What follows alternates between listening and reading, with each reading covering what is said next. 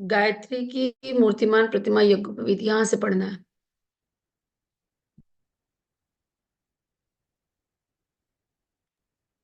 जी माता, हम लोग बिल्कुल यहीं से प्रारंभ करेंगे।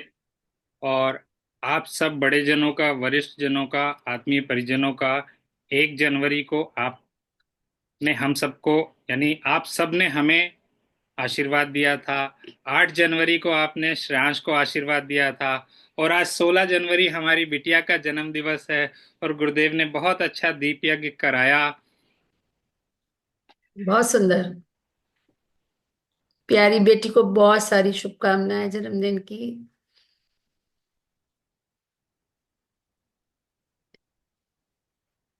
आइए अंत में इनके लिए गायत्री मंत्र कर लेंगे।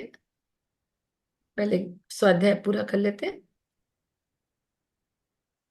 ऊपर कर लीजिए इसको थोड़ा। बस बस बस। चलिए सभी को प्रणाम।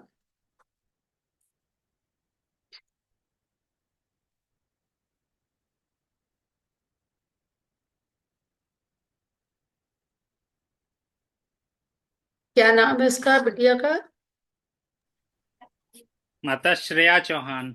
श्रेया, हाँ श्रेया। श्रेयांश और श्रेया। ओके।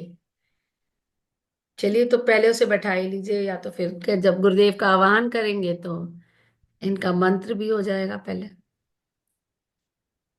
आइए श्रेया, आज आपका विशेष दिन है। और ये आज का हमारे स्वाध्याय का भी विशेष इसमें आज बहुत ही विशेष यज्ञोपवीत पर चर्चा होगी कि वो जो गायत्री की साक्षात मूर्ति होती है। तो आइए हम सब मिलकर के गुरुदेव का आवाहन करते हैं। गुरुदेव आए, स्वयं इस अध्याय को आगे बढ़ाएं और प्रिय श्रेया को उसके जीवन पथ पर मार्गदर्शन दें।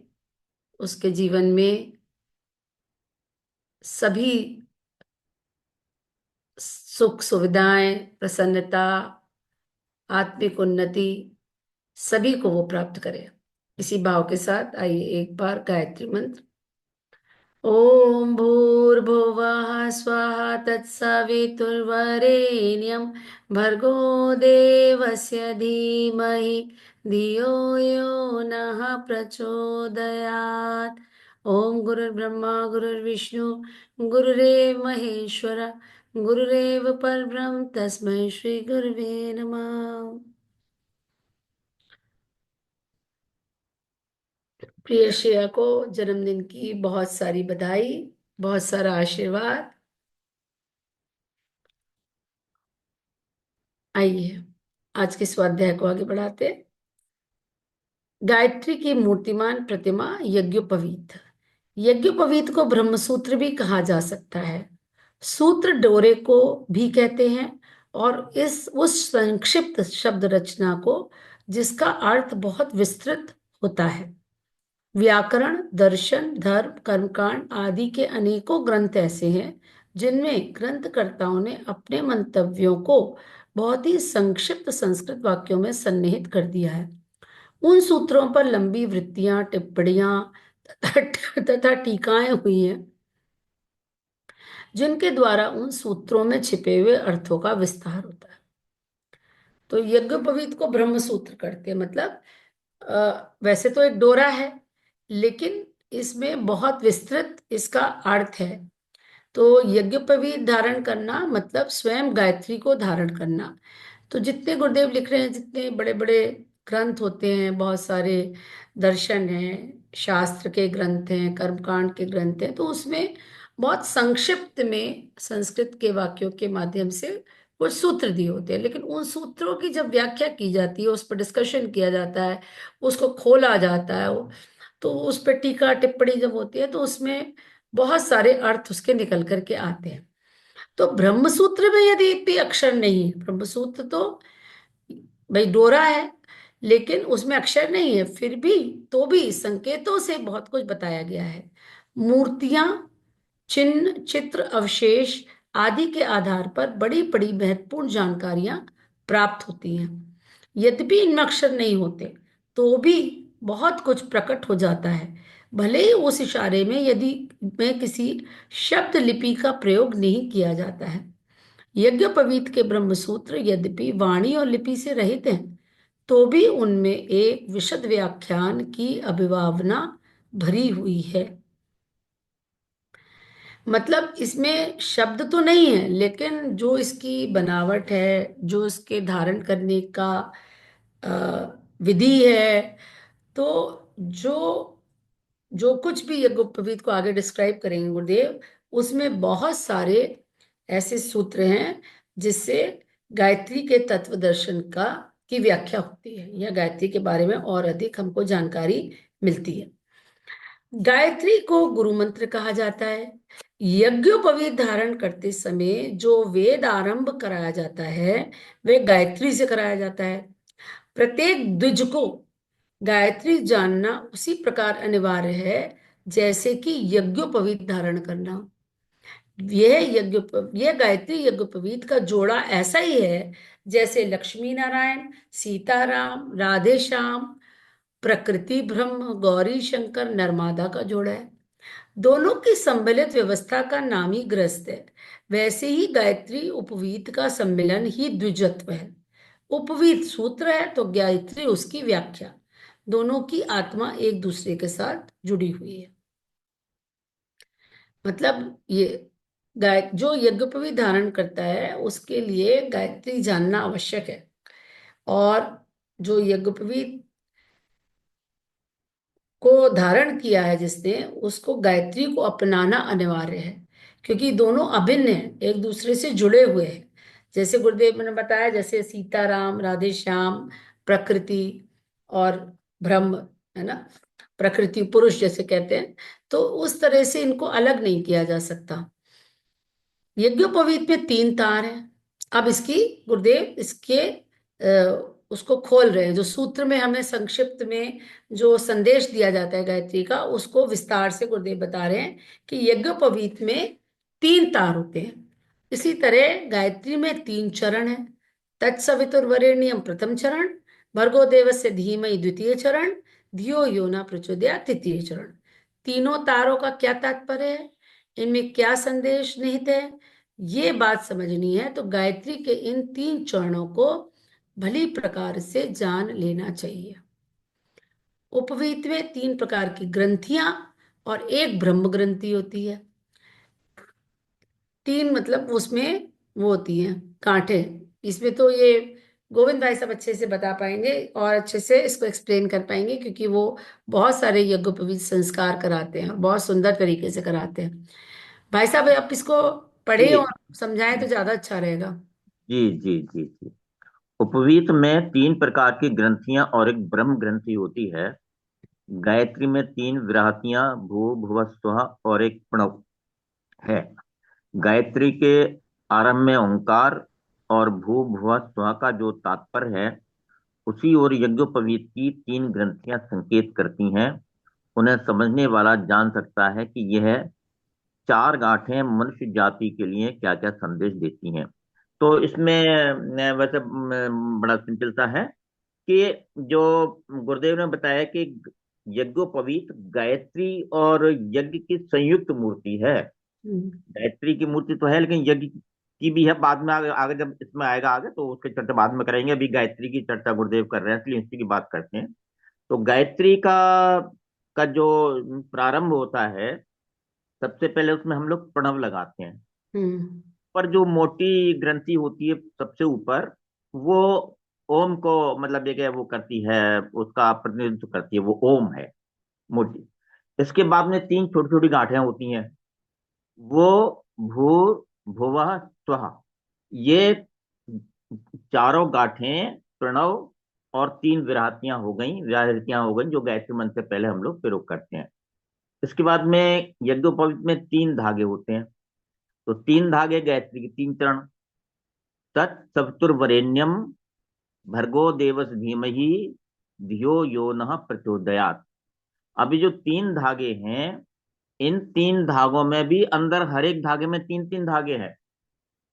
तो वो जो गायत्री मंत्र का प्रथम चरण, उसमें जो 3 शब्द आ रहे हैं, तत् सवितुर्वरेण्यम, ये एक धागा हो गया। भर्गो देवस्य धीमहि, ये दूसरा धागा हो गया, तीन शब्दों को लेकर के उसके अंदर जो मतलब तीन तीन धागे हैं वो। और तत्सवितुर्वरेण्यम भर्गो देवस्य धीमहि, तीसरा चरण जो है उसमें तीन अक्षर हैं, धियो यो नः प्रचोदयात्।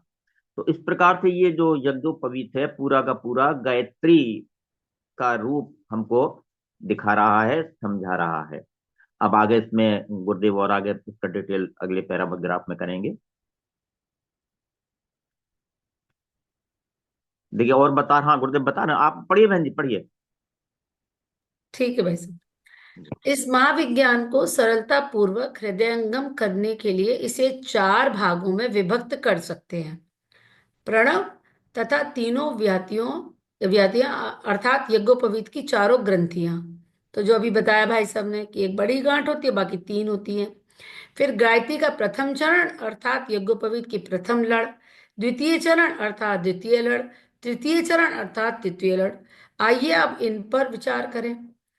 प्रणव का संदेश यह है, परमात्मा सर्वत्र समस्त प्राणियों में समाया हुआ है, इसलिए लोक सेवा के लिए निष्काम भाव से कर्म करना चाहिए और अपने मन को स्थिर तथा शांत रखना चाहिए। ये प्रणव ओम का संदेश।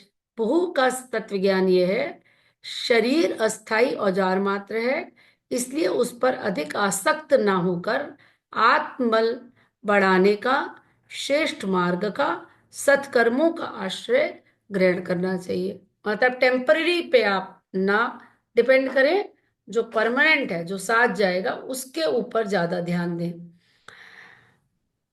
तीसरा है भुवा का तात्पर्य, पापों के विरुद्ध रहने वाला मनुष्य देवत्व को प्राप्त करता है।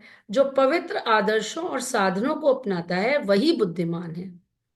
ये हो गया भुवा। स्व की प्रतिध्वनि व्यय है, विवेक द्वारा शुद्ध बुद्धि से सत्य जानने, संयम और त्याग की नीति का आचरण करने के लिए अपने को तथा दूसरे को प्रेरणा देनी चाहिए।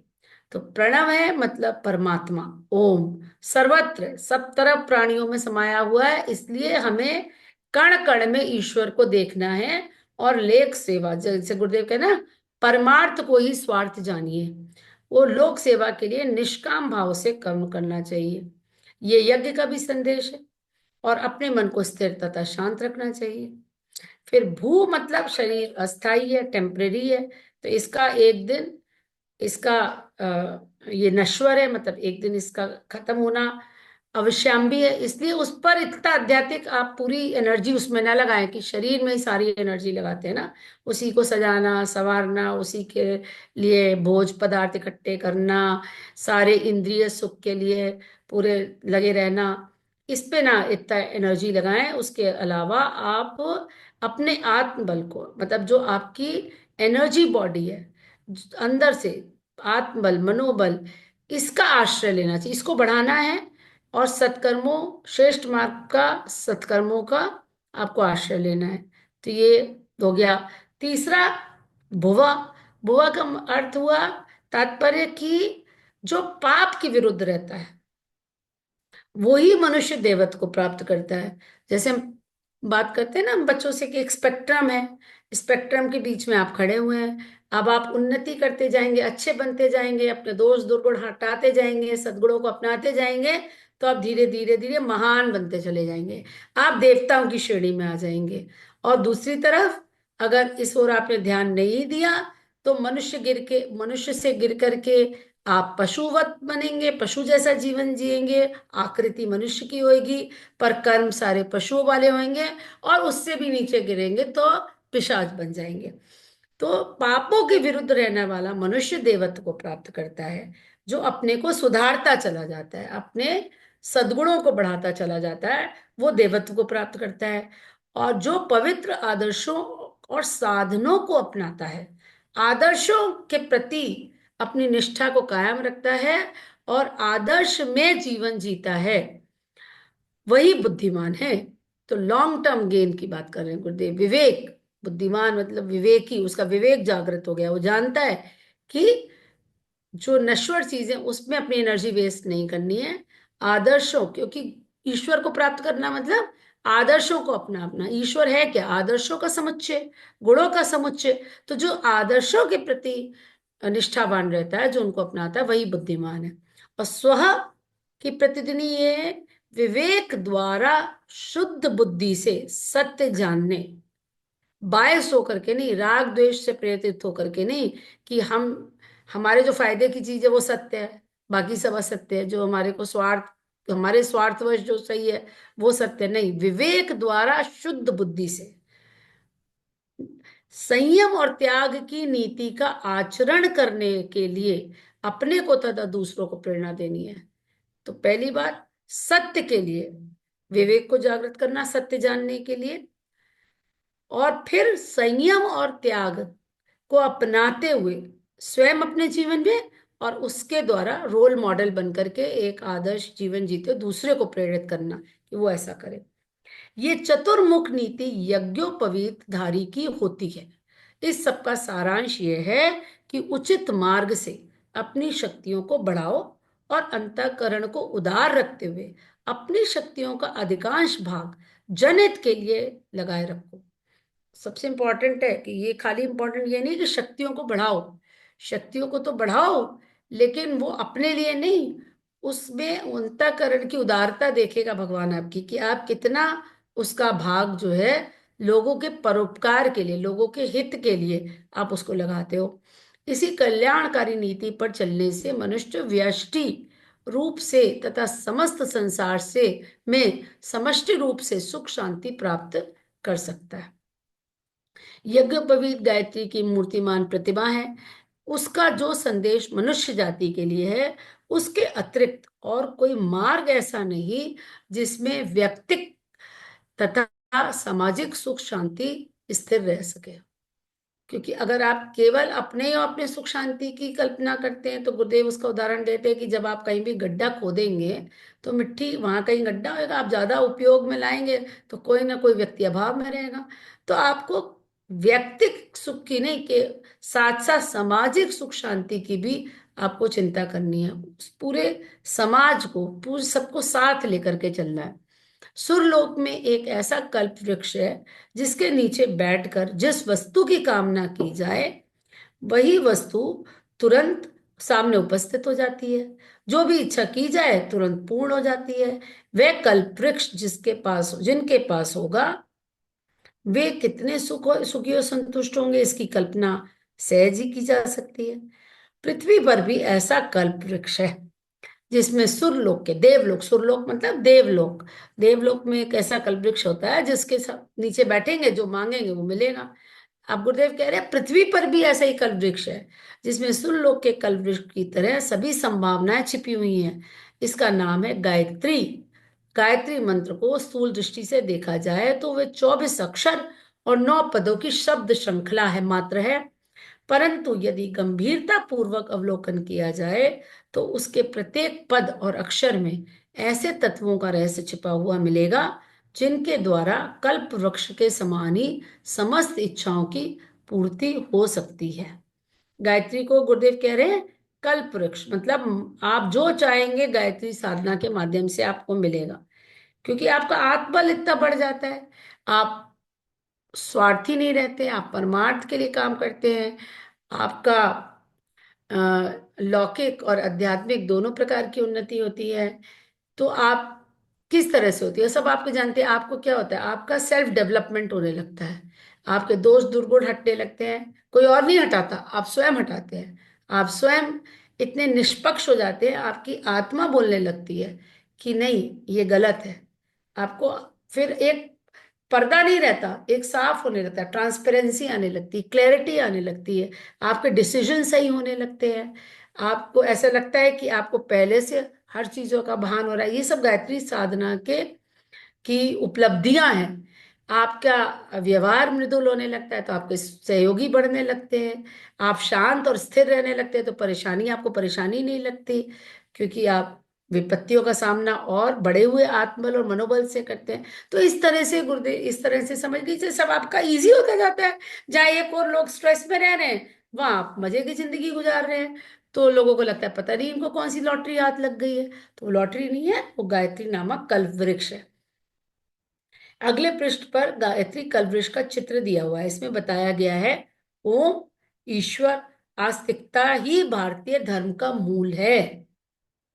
ना गुरुदेव विवेकानंद जी कहते थे कि हर देश की अपनी एक आत्मा होती है, और वो उस जैसे कि हर व्यक्ति का सोल पर्पस है, इसी तरह से हर देश का एक सोल पर्पस है, मतलब वो उसकी आत्मा है। जैसे कि ब्रिटिशर्स के नेचर में था कि वो रूल करेंगे, तो ये एक उनकी जैसे महत्वाकांक्षा होना, एक समय ऐसा आया जब वो पूरे धरती पर रूल कर रहे थे। उसी तरह से विवेकानंद जी ने लिखा है कि भारत की आत्मा है आध्यात्मिकता। अगर भारत आध्यात्मिकता से दूर जाएगा तो कभी प्रोग्रेस नहीं कर सकता। मतलब आप अपने सोल पर्पस से दूर चले गए ना, जैसे आप जो धरती पर ठान के लाए कि मुझे ये करना है, तो आप कितना भी भटको फिर आपको जन्म लेना पड़ेगा, पर आपको अल्टीमेटली करना वही पड़ेगा जो आपकी आत्मा ने डिसाइड किया है। इसी तरह से भारत की आत्मा में आध्यात्मिकता है, आस्तिकता है। ये भारतीय धर्म का मूल है, ये भारत की आत्मा है। इससे आगे बढ़कर उसके तीन विभाग होते हैं, भू भुव स्व। भू का अर्थ है आत्मज्ञान, भुवा का अर्थ है कर्मयोग, स्व का अर्थ है स्थिरता, समाधि। इन तीनों शाखाओं में से प्रत्येक में तीन तीन टहनियां निकलती हैं। उनमें भी प्रत्येक के भी अपने अपने तात्पर्य हैं। तत् का अर्थ है जीवन, विज्ञान, सवितु अर्थात शक्ति। सवितु सविता का प्रतीक हो गया तो शक्ति हो गई। वरेण्यम मतलब श्रेष्ठता, जो वर्ण करने योग्य है। भर्गो निर्मलता, देवस्य दिव्य दृष्टि। धीमहि सद्गुण, धियो विवेक, यो नः संयम, प्रचोदयात् सेवा। गायत्री हमें मनोभूमि में इन्हीं गायत्री हमारी मनोभूमि में इन्हीं को बोती है। फलस्वरूप जो खेत उगता है वह कल्प वृक्ष से किसी प्रकार कम नहीं होता। आत्मज्ञान होते हुए कर्म करना, है ना। पहले तीन है, भू का अर्थ है आत्मज्ञान, भुवा का अर्थ है कर्मयोग, और इससे आप स्थिरता की ओर बढ़ते चले जाएंगे। फिर जीवन में आप शक्ति का संचय करें, श्रेष्ठता को अपनाएं, निर्मलता बढ़ेगी आपकी गायत्री मन से। देवस्य में मतलब दिव्य दृष्टि। धीमहि सद्गुणों, सद्गुणों में वृद्धि होगी। विवेक जागृत होएगा। संयम बढ़ेगा, सेवा की भाव बढ़ेगा। तो ये सारे सद्गुण हो रहे हैं ना, जो आपकी पर्सनालिटी को रिफाइन करते चले जा रहे हैं, आपके व्यक्तित्व का परिष्कार होता चला जा रहा है। तो फिर किसी चीज की कमी नहीं रह सकती। ऐसा उल्लेख मिलता है कि कल्प वृक्ष के सब पत्ते रत्न जड़ित हैं। वे रत्नों जैसे सुशोभित हैं और बहुमूल्य होते हैं। गायत्री कल्प वृक्ष के उपयुक्त 9 पत्ते निसंदेह 9 रत्नों के समान मूल्यवान और महत्वपूर्ण है। प्रत्येक पत्ता, प्रत्येक गुण एक रत्न से किसी प्रकार कम नहीं है। 9 लका हार की जेवरों में बहुत प्रशंसा है। 9 लाख रुपए की लागत से बना हुआ 9 लका हार पहनने वाला अपने आप को बड़ा भाग्यशाली समझते हैं। यदि गंभीर तात्विक और दूरदृष्टि से देखा जाए तो यज्ञोपवीत भी नवरत्न जड़ित 9 लका हार से किसी प्रकार कम महत्व का नहीं है। 9 लका हार की संज्ञा दी गई उसको। गायत्री गीता के अनुसार यज्ञोपवीत के 9 तार, अभी बताया ना भाई साहब ने कि तीन तो है, और तीन एक एक के अंदर तीन और है, तो 9 हो गए पूरे टोटल। 3 बाय 3 इंटू 3 9 तार हो गए। जिन 9 गुणों को धारण करने का आदेश करते हैं वे इतने महत्वपूर्ण हैं कि 9 रत्नों की तुलना में इन गुणों की ही महिमा अधिक है। तो ये 9 गुण बताए गए, जीवन विज्ञान, शक्ति संचय, श्रेष्ठता। ऊपर ही करिए, ऊपर ही करिए। हाँ, अभी यहीं से पढ़ लेते हैं पहले। जीवन विज्ञान, शक्ति संचय, श्रेष्ठता, निर्मलता, दिव्य दृष्टि, सद्गुण, विवेक, संयम, सेवा। ये है 9 अक्षरों का। अब एक एक की व्याख्या करी जाएगी। भाई साहब आपको कुछ ऐड करना है यहाँ पे, गोविंद भाई साहब? मैं ये कह रहा था, जी। मतलब कहना कुछ नहीं, आपने पूछा तो बता रहा हूँ। ये जो यज्ञोपवीत धारण करना है, जी। ये आजकल बड़ा इसमें बहुत ही समाज में इतना गिरावट आ गई है इसको लेकर के। जी। कहा के 3 दिन पहले 4 दिन पहले लोग यज्ञोपवीत कराते हैं। मेरा तो अब मन कर रहा है कि मैं यज्ञोपवीत कराना बंद कर दूं, मेरा ऐसा लग रहा है अभी। नहीं नहीं, खैर, ऐसा मत करिए बस। लेकिन मुझे लगता है कि ये मुझे नहीं कराना चाहिए अब। हाँ। क्योंकि क्या है कि उसमें जो हम उसको बच्चे को सिखाते हैं या बताते हैं इसके बारे में, तो वो ये चीज जब बालक 9 वर्ष का या 11 वर्ष का होता है, ब्रह्मचर्य आश्रम में प्रवेश करता है, उस समय सिखाई जाती हैं ये बातें, वो गायत्री का साधक बनता है। तो वो जब गृहस्थ आश्रम में प्रवेश करता है तो वो एक बड़ा तेजोमय व्यक्ति होता है, जी। गायत्री का साधक होता है। जी। और ये यज्ञोपवीत धारण करना एक बहुत बड़ी जिम्मेदारी है, जो ऊपर जी। अभी आपने थोड़ी देर पर पढ़ा। इस ये 9 के अलावा जब शुरू शुरू में पढ़ा तो दिया गया भाई हम कैसा कैसा होना चाहिए। तो जनेऊ धारण करना बड़ी एक बहुत बड़ी जिम्मेदारी है। अभी कुछ ही दिन पहले की बात है, रावत जी यहाँ हमारे पड़ोस में कमला शर्मा जी के उसमें चल रहा था यज्ञ। हम्म। 3 लड़के आए थे, उनका उन्होंने जनेऊ कराया, बड़ा अच्छी तरह उन्होंने समझाया उसको, बच्चों को। और मैंने देखा कि वो उनमें से एक लड़का वहां से उठ करके जब वो समाप्त हो गया तो बाई चांस मेरे उसको निगाह पड़ गई, वो पान मसाला खा रहा था। मैंने उसको डांटा बुरी तरीके से। मैंने हम्म। को लग रहा है तुमने अभी सुना नहीं, कितना कितना बढ़िया भाषा में बताया, इतना सुंदर तरीके से बताया उन्होंने। और वो वहां से उठने के तुरंत बाद ने पान मसाला खाना शुरू कर दिया। तो ये कि मजाक बना दिया है यज्ञोपवीत का। तो इस चीज पर खैर मैं अपने सीमा के अंदर चोट करता हूँ। लेकिन अब ठीक है, जो भी है क्या किया जाए, बहुत बहुत बड़ी जिम्मेदारी है जन धारण करना। ये हाँ, मैं। बिल्कुल आप बात ठीक कर रहे हैं। उसका जो एक्चुअल इफेक्ट है वो तभी मिलेगा ना, जैसे जी कहा जाता है ना, हर संस्कार की अपनी एक उम्र है, मतलब उस उम्र पे कराया जाता है, क्योंकि जी उस उम्र पे होने वाले एंडोक्राइनल चेंजेस पे वो प्रभाव डालता है। तो जो बात आपने कही कि 9 से 11 साल में, तो वो प्यूबर्टी का टाइम है जिस समय, तो उस समय जब यहाँ पे आज्ञा चक्र पे आपको ध्यान करना सिखाया जाता है, तो इसी के पीछे जो ग्लैंड है, पीनियल ग्लैंड, पीनियल के साथ में पिट्यूटरी एक ही लाइन में होते, पीनियल पिट्यूटरी। तो पीनियल नॉर्मली जो होता है वो 9 से 10 साल में एट्रॉफी होने लगता है। लेकिन जब यहाँ पे ध्यान करते हैं, ये जहाँ बिंदी वाली जगह वहां ध्यान आप करते हैं आज्ञा चक्र पे, तो पीनियल एट्रॉफी होने से उसको डिले होता है, उसको एट्रॉफी नहीं हो रही है। और पीनियल का जो हार्मोन्स निकलते हैं वो इनडायरेक्टली पिट्यूटरी को कंट्रोल करता है। और पिट्यूटरी से कौन से हार्मोन्स निकलेंगे इस समय? सेक्स हार्मोन्स निकलेंगे। तो जो जो सेक्स हार्मोन्स का सेक्रीशन है वो पीनियल के कंट्रोल में रहता है, मतलब एक लिमिट में रहता है, संयमित रहता है। जब पीनियल एट्रोफी हो गया, जो कि नॉर्मल प्रोसेस है, उसको कोई प्रयास नहीं किया जा रहा है कि उसको जागृत रखा जाए, तो अनकंट्रोल्ड हार्मोन्स निकलते हैं। तो इस समय जब टीनेज ब्रेन को स्टडी किया जाता है, तो पाया जाता है कि जो इलेक्ट्रिकल एक्टिविटी है ब्रेन की, वो बड़ी हैप्पैजर्ड है, कोई सिंक्रोनस एक्टिविटी नहीं हो रही। इसीलिए टीनेज ब्रेन को कहा जाता है ना, ज्यादा सोचने समझने की शक्ति नहीं है, जल्दी इमोशनल हो जाते हैं, जल्दी गुस्सा आ गया, एकदम से प्रेम में पड़ गए, एकदम से अट्रैक्शन हो गया। तो ये टीनेज ब्रेन की खासियत है, और जिसको कि ये इतनी साइंटिफिकली यज्ञोपवीत के माध्यम से उसको नियंत्रित किया जाता था पहले, क्योंकि बच्चे का आपने डायरेक्शन बदल दिया, वो यहाँ ध्यान करता है, गायत्री मंत्र का जाप करता है, तो वो हार्मोनल डिसबैलेंस जो होने लगता है टीनेज पे, उसको वो एक कंट्रोल में रखता है। तो ये यज्ञोपवीत का पूरा साइंस है। और इस पे जो डॉक्टर ज्ञानेश शर्मा का, अगर ज्ञानेश्वर मिश्रा का लेक्चर उन्होंने लिया है कई बार, बहुत अच्छा पढ़ाते हैं वो। और उसमें वो भगवान शिव की और कामदेव रति की जो वो हुई थी एक इंस्टेंस, उसको पीनियल और पिट्यूटरी के माध्यम को उससे समझाते हैं, उस कहानी के माध्यम से। तो अगर किसी ने अटेंड किया होगा उनका, वैसे उन्होंने लिया है या कानपुर कि वालों के। आपके पास उनका कोई लिंक हो माता तो वो जरूर शेयर करिएगा ग्रुप में। मैं लिंक ढूंढती हूँ, मेरे को याद नहीं है, मैं पूछूंगी, उन्हीं से पूछूंगी डायरेक्ट कि आपकी कोई रिकॉर्डिंग हो।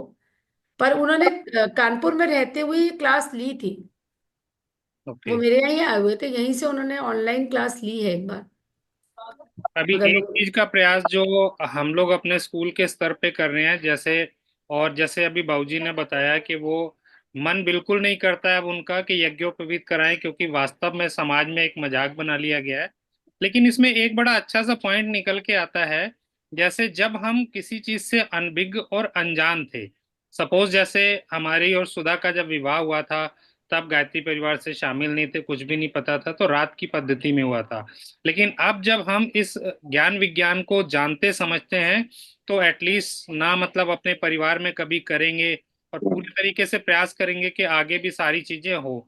इसी संदर्भ में जब हम लोग इन क्रियाओं को कराने के लिए कहीं पे भी जाते हैं, तो हम लोग यदि इसका मूल तत्व डिस्क्राइब करने की कोशिश करते हैं, तो 4 6 10 लोग या 1 2 लोग भी, जो भी अगर इसको समझ रहे हैं, इसके मूल तत्व को समझ लेते हैं, तो वो ये तो प्रयास करेंगे कि एटलीस्ट मेरा बच्चा जब 9 10 साल का हो, जो उसकी एकदम सही एज हो, उस पे हम लोग यज्ञोपवीत कराएं। हाँ ठीक है वो तो, लेकिन वही वाली बात होती है ना, जो भाई साहब कह रहे हैं कि वो देख कराने वाले को थोड़ा फ्रस्ट्रेशन हो जाता है ना, कि अभी मतलब उसने वो कुछ बच्चा सुन ही नहीं रहा था इसका मतलब जब बताया जा रहा था। हाँ बिल्कुल, जब तो अगर उसने तुरंत बाद जाके स्मोकिंग हाँ, करी, तो इट तो मीन्स वो कि रजिस्टर ही नहीं कर रहा है, राइट भी बस लिया। वो एक क्रिया की तरह करवा रहा है उसको। राइट ये राइट। मतलब है, ये दिक्कत आ गई है ना, सिंसियरिटी नहीं है उसके प्रति। एक्चुअली क्या एक, है, ये जो वो शादी के लिए जनेऊ कराते हैं वो लोग। जी जी शादी बिना जनेऊ बिल्कुल कभी नहीं सही कहा, होगी। क्योंकि एक पर्पस ही यही होता है कि हाँ, शादी में पंडित जी पूछेंगे कि भैया आपका जनेऊ हो रखा है कि नहीं हो रखा है। तो वो जो है क्या नाम है, शादी, और फिर शादी के बाद में वो लड़का जनेऊ को खूंटी पे टांग देता है। ये हो रहा है, मैं देख रहा हूँ, क्योंकि मैं टांग जब देते हैं, जाता हूँ। गुरुदेव ने तो स्पष्ट बाबूजी एक जगह लिखा, हमने खुद कई ऐसे उदाहरण देखे कि लोग उसमें चाबियां फंसा लेते हैं, और चाबी का वो हाँ एक की हाँ, होल्डर बन के रह जाता है। अरे वो दांत भी कुरेदते हैं उससे, उसमें फंसा लेते हैं एक वो तलवार जैसी। ठीक है, मैंने देखा है, मैं उनको बहुत, मतलब अपने सीमा के अंदर बहुत लताड़ता हूं मैं, मतलब ऐसे शब्दों में नहीं, बहुत लताड़ता हूं मैं उनको। तो ये मुझे मौका गुरुदेव ने दिया है इस तरीके का करने का, अच्छी बात है। और दूसरी बात क्या है कि ये तो बस वही शादी के लिए कराते हैं और खूंटी पे टांग देते हैं। और मेरा निवेदन, जो जितने भी लोग यहाँ स्वाध्याय में इस समय सम्मिलित हो रहे हैं, सबसे करबद्ध निवेदन है कि अपने परिवार में बच्चों का यज्ञोपवीत समय से कराएं। जी ठीक है ना। मैं गायत्री परिवार से 93 में जुड़ा। तो 93 में जुड़ा, फिर उसके बाद में यहाँ पर अपने ब्रिजेंद्र स्वरूप पार्क में 98 या 97 में बहुत बड़ा यज्ञ हुआ था, एक 108 कुंडी है। मेरे सामने पहली बार हुआ वो उस तरीके का कानपुर में। तो मैंने, मेरा बच्चा उस समय मेरे ख्याल 17 18 साल का हो गया होगा, लगभग ऐसे, या हो गया होगा, जब पता नहीं, कि तो हो सकता है 20 का हो गया हो। मैंने तुरंत उसका जनेऊ वहां पर कराया, मैंने, ये उपयुक्त समय है। अभी उससे तो पहले मुझे पता नहीं था इसके बारे में, लेकिन अब मैं गायत्री परिवार से मैं जुड़ गया हूँ। अब मेरा बेटा करीब जो भी उसकी उम्र रही होगी उसमें 17 18 19 20, तो मैंने उसका तुरंत जनेऊ उसी समय कराया। तो मेरा करबद्ध निवेदन सभी से जो उसको स्वाध्याय को अटेंड कर रहे हैं, कि इस बात पर थोड़ा सा ध्यान देने की कृपा करें। धन्यवाद, पढ़िए बहन जी। और दीदी आप, प्रणाम। दीदी तो मैं समय तो हो गया है, बस ये मैं कहना चाहती हूँ कि कहने का मतलब है ये जो ज्ञान हम यहाँ से प्राप्त कर रहे हैं, इसको प्रैक्टिकली इम्प्लीमेंट करें। अब कोई बच्चा हमारे सामने आए स्कूल गोइंग, और या उसके पेरेंट्स आए, तो हमको ये डिस्कशन करना चाहिए। जी जी जी।